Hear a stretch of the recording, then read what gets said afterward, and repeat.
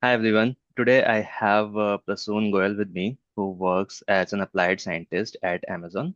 And I wanted to discuss with him current landscape of AI and machine learning in this industry. And I would like to talk to him about how he sees the AI industry is going to go in the future. So with that said, I would like to welcome Prasoon. Welcome to the show. Okay. Hi. So basically, I think we can just get started because I have some of the questions that I have prepared to ask you. So why don't we just start with your brief background on your journey in this space? Since you are an applied scientist at Amazon, I want to know or understand how has your journey been and how have you reached working as an applied scientist? Right. So I got my undergrad in computer science, and I was even back then I knew that I wanted to go into research. So I was always on the lookout for research projects while pursuing my undergrad, and I tried out a few different projects. One was in theoretical computer science, one was in machine learning, and I ended up liking machine learning, so I decided I'll pursue it further. And then I went on to do a master's followed by a PhD. And so over the course of those degrees, I worked on a lot of different projects, a lot of different techniques, gained experience working on different kinds of problems. And then once you have a PhD, then a natural transition into industry is getting an applied scientist role at a company. But there is also a different path that some people take. So you can, instead of going for a PhD, you could also go for get a master's, get some research experience, and then get a job in the industry and then do research projects in the industry. And that way you can also transition into an applied scientist. Can you tell us a little bit about how is an applied scientist different from a data scientist or let's say a machine learning or AI engineer? What are the similarities? What are the differences in your opinion? I think I'll say that I'll break it into basically two different sort of periods. So I would say before or conventionally before LLMs and before ChatGPT, I think the roles were more well defined. At least that's what my idea is because I've only worked in the industry for a few years. According to me, what historically used to happen was applied scientists were mostly focused on building AI models, training new models for new problems, and for problems that may not have been solved previously. So you have to come up with like new models sometimes, like maybe there are existing techniques and you have to combine those techniques. So that was sort of the responsibilities of what an applied scientist were. Research scientist was also similar, but it was supposed to be slightly less coding heavy. So they were not maybe expected to write production level code. They were maybe expected to build a proof of concept, and then engineers or applied scientists would work with research scientists and then productionize the code. Data scientists and ML engineers were not necessarily required to build models. Data scientists were essentially responsible for analyzing data, generating insights, and then maybe also work with lightweight models. So, for example, linear regression or simple models, and then work with scientists and engineers to incorporate those insights into the product. And an ML engineer, again, they were not required to build models, but mostly work with scientists to scale up the models that the applied scientist might have built. So, for example, let's say you have a problem and an applied scientist builds a model, and now there is this framework called VLLM that helps you scale LLMs to do much faster inference. So, an ML engineer would be responsible for taking that model and then combining it with VLLM so that you can do inference at scale. Right. And I think that's a very good distinction. And you touched upon basically at the point where there was pre-LLM or pre-ChatGPT era and then after ChatGPT era.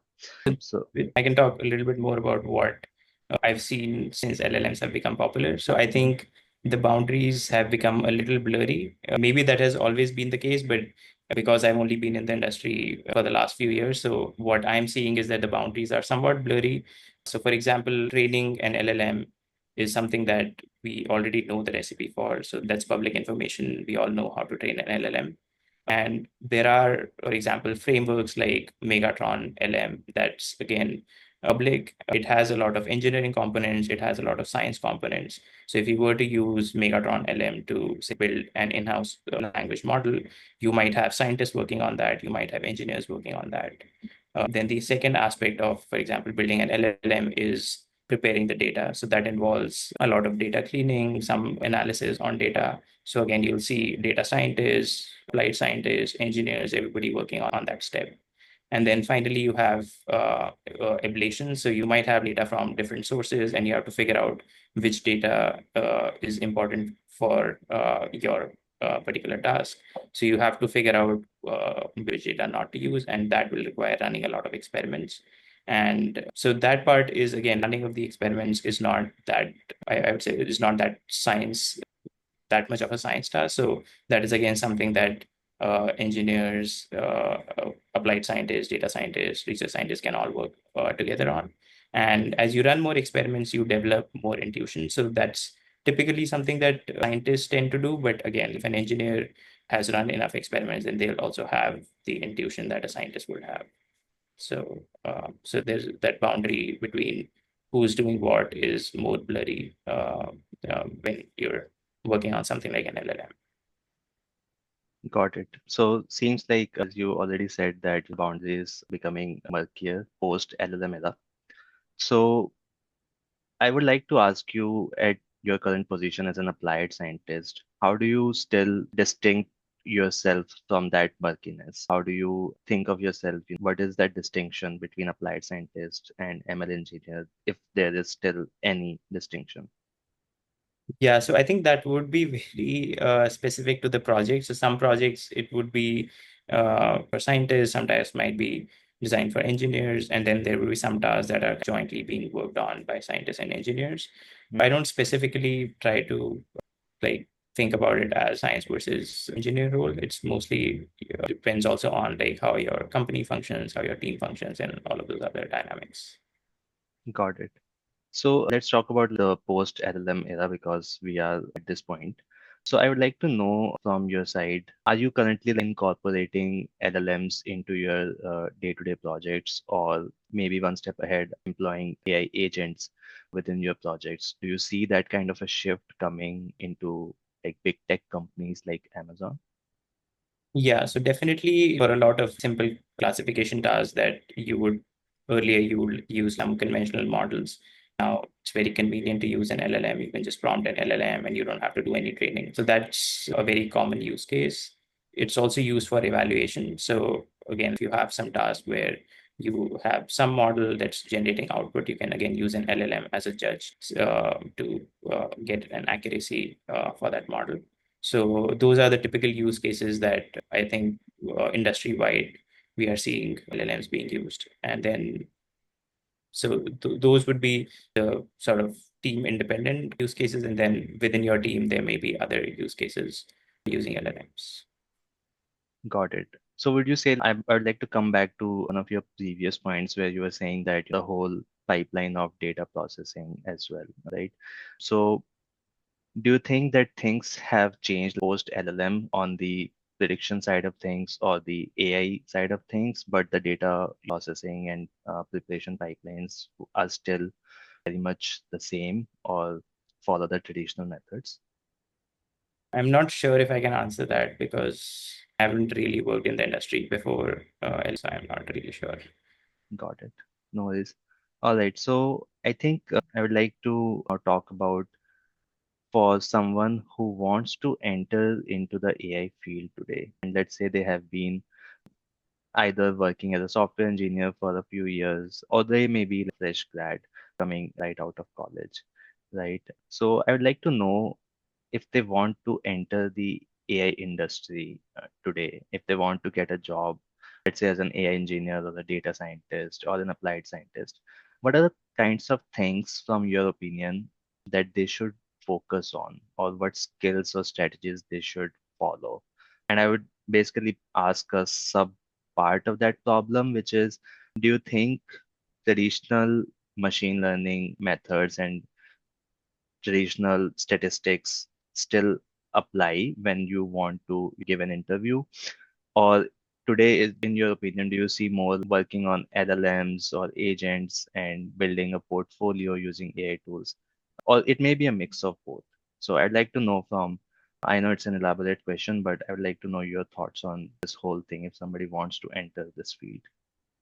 Right. Yeah. So I haven't really been in the interview loop for a while. So I'm not basing it off of like first-hand information, but generally I can tell you what I think would be relevant. So Gen AI is definitely very important. Like everybody is looking for people who can work on generative AI. So even if you are going for an ML engineer role or even an SDE role, I think having familiarity with how to use these tools is definitely a plus, and some roles would even require you to know these things.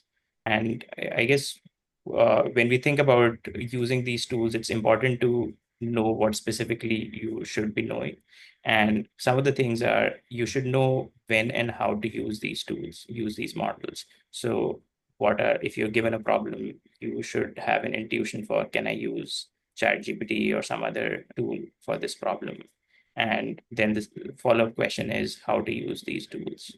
So sometimes it's not necessarily as simple as just asking the problem to the model and just getting the answer out. Like it might be more involved than that.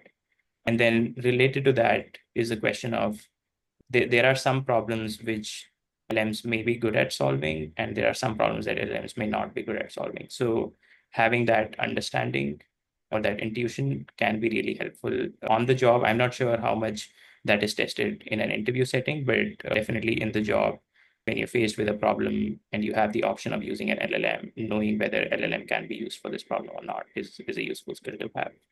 And for that, I would say that is where the second part of your question comes in. I think if you know the fundamentals of statistics and all the other concepts that go into machine learning, and if you have a basic understanding of how large language models were trained or how they work, that helps you build a better intuition for when to use these models and when not to use these models. So I think in that sense, it's good to have at least a high level understanding of how these models are built and maybe a little bit of the fundamentals. So maybe a related question, and I think I agree with all of the points that you said. I think a related question that I have is, do you see in the industry or when you talk to people, do you see the traditional ML algorithms and ML models are still relevant at this point? If I just want to very bluntly, like, or is everything is now based on LLM based models? Yeah, so I'd have to think about that. So basically, I would say it will depend on your compute resources and the cost that you have to work with. So LLMs are convenient to use if you have them set up and if you have the budget for it. But when you want to scale things up, a lot of the times, like maybe it's a very simple problem and you can use a linear classifier, for example, to solve that problem. And that may be cheaper in the long term compared to using an LLM. So having an understanding of, again, which fundamental tools can be used instead of LLMs would be helpful. And it'll depend on like company to company and team to team. So some teams might always just want to use LLMs for everything. Other teams might be more interested in exploring conventional methods and then only using LLMs when you can't solve the problem using conventional methods. So it can vary based on tasks. Got it. I would like to come back to one of your earlier points where you mentioned, and it's related to all of this. You mentioned that there are some problems that can be solved with LLMs, whereas there are some other problems which cannot be solved with LLMs even at this point. Do you want to elaborate on that point? Yeah, so basically, LLMs are trained on, you can think of it as all of the internet or like all the public information that's out there. So, and what these models are basically doing is you give them some text and then you ask these models what comes next. Mhm. So that's kind of the fundamental problem that they are trying to solve while they are being trained. So that helps them learn a lot of information about the world and a lot about how the world works. But there is a lot more to the world. For example, like a lot of things require reasoning. And while we are now starting to see models that can reason well, but there is still a lot of things. For example, it has been shown that these models cannot solve basic puzzles. So if you have a standard puzzle, they may be able to give you the correct answer. But if you make a minor change, then these models are not able to solve the modified puzzle. So that kind of a thing, maybe that's not a real world problem, but there may be some other problems where, for example, idea generation. So these models are not very good at generating novel ideas because, again, they are only trained on what already exists. They don't know how to generate new ideas. So those are some examples. Yeah. Right. Are there any sort of problems that you can think of which can be solved by traditional methods but not by LLM? Do you think there are still any problems that are left which allude to using traditional methods still and not LLMs per se? So I think what happens is with traditional methods, the space of outputs is limited. So, for example, in a classification problem, you have a certain number of outputs. So the model is only going to give you something out of that. And because it's a statistical model that's relatively small and relatively constrained, so you can sort of predict how the model is going to behave. With LLMs, because they have billions of parameters, it's much harder to understand how LLMs work. So sometimes if you make a minor change in the prompt, you'll get a completely different answer. So I guess the major thing is reliability and trust. So you could use LLMs for the same problem, but it's possible that it doesn't give you as much control. So it might fail in ways that you did not anticipate. So that's why, depending on your problem setting, so if you're working in, for example, medical domain, their stakes might be high. So you don't want to use a model which can hallucinate. And sometimes it's hard to know the confidence of these models. So, for example, with traditional models, at least for many of the traditional models, you can get some kind of a confidence score that tells you whether you can trust the model's output or not. But with LLMs, what has been seen is that a lot of the times they are very confident, but they are wrong. So that is a problem for many domains which are high stakes. Got it. I think that makes sense. So basically, if I were to summarize your answer to the question that I originally asked, which is if somebody is trying to enter into the AI field today or wants to move their career into AI industry, it seems to me that they need a mix of both Gen AI understanding and also understanding of traditional methods, your probabilities and statistics. So it seems like it's a mix of both at this point. Would you agree? Yeah. And I would say that's how it is probably going to remain in the near future. I think the fundamentals are always going to be important. And when I would say that when you're uh, studying fundamentals, you don't need to remember all the details of like how a particular method works or the math for it all. But I think you should think of it as here is a tool. This is what this tool can be used for. And when you're faced with a problem, you should be able to make that connection that this is where this was a tool that I studied about, and I can use that tool here. So an example would be, for example, hypothesis testing in statistics. So when you're running an experiment, you have two different models, A and B, and you want to see whether you can say model A is better than model B or not. So when you're faced with that problem, you can use your knowledge from statistics and you can say, I can use hypothesis testing to solve this problem. And then you can go up and read about hypothesis testing more and figure out which specific approach would apply to your specific problem. So that kind of high level understanding is what I'm referring to is useful to have. Got it. I think that makes sense. All right. So I wanted to come back on one of the points that I wanted to ask, which is for somebody who is a software engineer or a data scientist and they want to go into the field of engineering or applied scientist, maybe a mid-level engineer or a fresh grad, how do they focus on what kinds of skills they should really focus on if they want to go into the industry? Because right now, what I feel like that there is a huge plethora of tools that are coming up in the market, and most of the people that I have talked to, they are working on building certain AI based projects using different tools and building that portfolio, so to say. So I would like to know your opinion on that. Is that more relevant in the market at this point if people want to go into this industry? Right. So I don't know if like a portfolio specifically is useful per se for an interview, but I think when you think of a problem that you want to think of a project, and then when you use these AI tools to build that project, I think that's a very useful exercise because it helps you think through a lot of different issues and problems that you'll come up with. So, for example, for a given problem, which parts cannot be automated using an LLM? And then when you use an LLM, is it a single shot thing where you just give the problem and then generate the answer from the LLM? Or do you have to break it up into sub problems? Then which LLM do you use? You have to balance things like cost, ease of use, performance, and other things. And then when you get an answer from an LLM, how do you measure whether this answer is good or not? So Mhm. these are some things that you will also have to think about when in your job you're using an LLM. You're faced with a problem.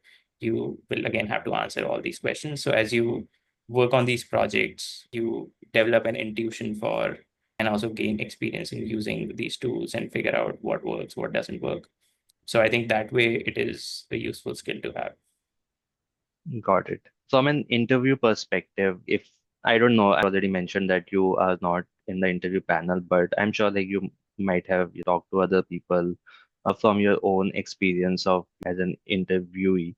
Do you think that these portfolios sort of give an edge in the resume, or do you think that interviewers are still focusing on the deep fundamentals knowledge of machine learning and AI? I think it would be role specific. So for some roles, like for an applied scientist role, I think the interview would be a mix of fundamentals Hmm. and more current things. So for example, you should know how a transformer works under the hood, but you should also know about how statistical approaches work and those kind of things. For more of data science or an ML engineer role, it would be probably different. Like it would be more around tools. I imagine like some of the common tools like LangChain. I think familiarity with those would be, I think, more relevant for interviews. Got it.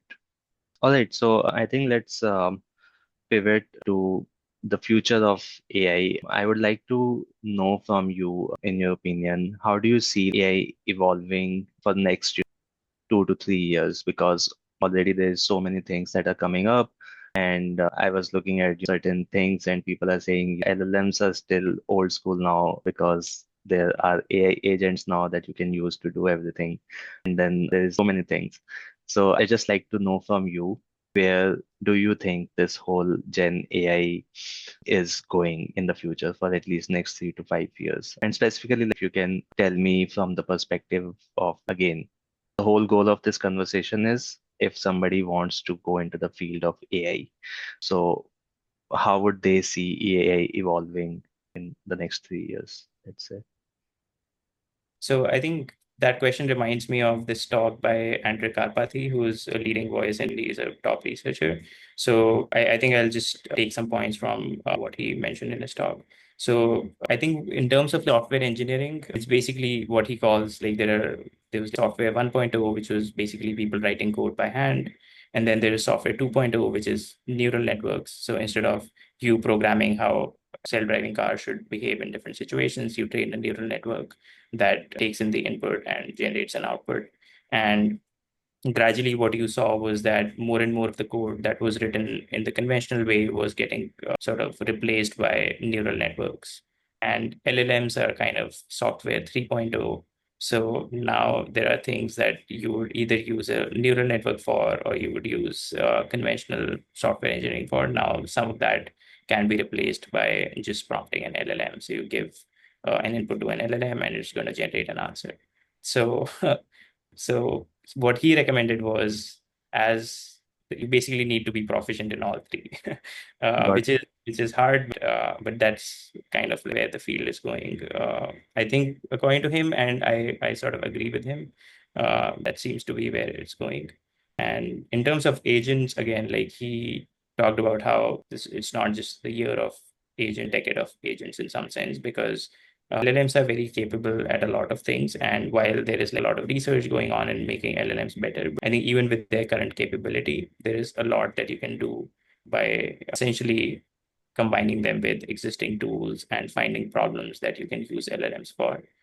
So we are going to see more and more agentic solutions coming out, and both scientists and engineers will all be working on building these new agents, evaluating agents, improving agents, and so on. So Got it. that's sort of where I see the field going. So while we are still holding on to the traditional practices of, as you said, you need to know all three. So we want to hold on to those traditional methods and practices, but we also want to sort of keep on learning new things whenever they are coming up, right? And I think that basically pivots to my next question, which is there's just so many things. Every day there are hundreds of tools that are coming up in the market. And I feel like that's maybe causing anxiety among people, like which tool to work with, which tool to use. So I would like to know from your side, how do you stay current in the market and how do you define, so to say, the signal from all of this noise? How do you stay current, up to date? So I don't have a good mechanism for that, unfortunately. I think one thing that I've sort of been doing, which kind of works, is essentially just browse LinkedIn and Twitter every once in a while. And what that gives you is there may be certain things, themes, or topics that keep getting mentioned over and over again by different people. Mhm. So that kind of gives you a sense of what is the field paying attention to. And yes, there is a lot of noise. There are a lot of people who are going to post a lot of stuff for views and whatnot. But I guess you can still get some signal out of all the noise. And then in the ideal case, you would want to devote some time diving deep into whatever trends or tools that you think the industry is paying attention to. It depends on like how many resources you can devote to something like that. Got it. which, which is always constrained given that like there are so many tools and so many things coming out every day. Right. And I think the social media platforms that you mentioned, like LinkedIn and Twitter, I think these are quite helpful because a lot of people who are in the industry are also on these platforms. And definitely, if some tools or some technologies are coming up, some frameworks are coming up again and again, then yeah, definitely I feel that might be where you want to take a look at. So I guess towards the end of this conversation, I would like to ask you some of, let's say, your top three recommendations of learning resources. Again, for someone who wants to enter into the AI field today, it can be courses, it can be certain books or newsletters, anything that you would like to share, which would be helpful for people who wants to go into AI. So I would say the first one I would recommend is the deep learning book that came out of Yoshua Bengio's lab, who's a top researcher in AI. That book has, I really like the first sort of unit of that book because it gives you a high level overview of all the math that you need for deep learning. And that's also most of the math you need for ML in general, not just deep learning. So that is a book that I would recommend. Even just like the first unit is very good for math. And then if you want to read the whole book to learn more about deep learning, again, that's a good resource. The for just learning about basic AI or ML, I don't have a specific resource for that one. I would say there are a lot of tutorials that people have created, and whatever you think works for your learning style would be good. So there are like courses on Coursera, there are GitHub repositories, there are YouTubers who create content. So anything that you feel like works for you. But I guess one thing to keep in mind is that you don't want to just watch videos or like read blogs. You also want to be building something because that's where the actual learning happens. So you want to make sure it's active learning and not just passive. If you want to get into LLMs, a couple of resources that I can mention are one is the Hugging Face tutorial. So Hugging Face is a company that basically takes the most popular LLM research or things in LLMs and they essentially build a very efficient and scalable code base for it. And they have a lot of tutorials on how to, for example, train LLMs, how to do inference, how to do it on a CPU, how to do it on GPUs, multiple GPUs, and so on. So that is a good resource if you want to get into the LLM space. There is also this book within a company in GitHub repository. It's called LLMs from Scratch.